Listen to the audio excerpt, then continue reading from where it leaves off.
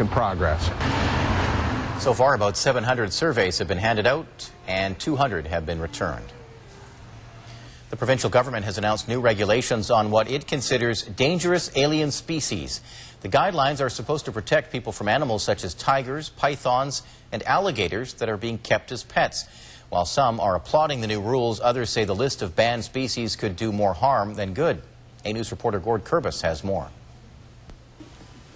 There are 3 Comox Valley women who share a passion for their pets. Not the type most would consider cuddling up with, but ones they say make ideal companions. There's a lot of misconceptions about reptiles. They're not scary. They're great animals. They make great pets, if you have allergies or anything like that. They say they're part of a growing number of people who are choosing exotic creatures as pets in an area that is now the fastest growing pet industry in North America. It's becoming more and more popular as more information about the animals is available, and also there's a lot of captive breeding happening in BC and all over Canada, which makes healthy animals more available. The 3 are members of the North Island Reptile Club, a group that was formed last summer in order to provide education about reptiles, including making trips into local schools. They also take in reptiles that are no longer wanted by previous owners. A lot of the times people just don't have the time for them anymore.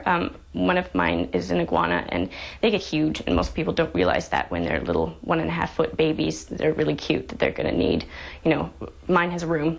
Now the group is fearful that new provincial regulations banning some exotic pets may lead to some being abandoned by confused owners. The way the legislation is written now, it's very vague and very gray and very confusing. I've had a lot of calls in the last 24 hours from people not even sure if their animal is allowed or not.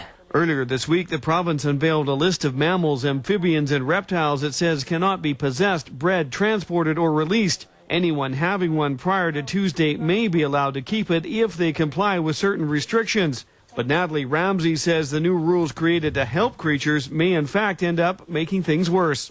You're going to be banning the reputable, well-renowned breeders who are known for their quality captive bred animals, and if you remove that, there's still going to be a market for them, and it's essentially going to drive the reptile industry and hobby underground. They're working with other reptile groups across the province to try to sort through the new regulations and hope the list of banned creatures doesn't expand. That list is available through the Ministry of Environment's website. The reptile group can be contacted through North Island Reptile Club at gmail.com. In Comox, Gord Kurbis, A News.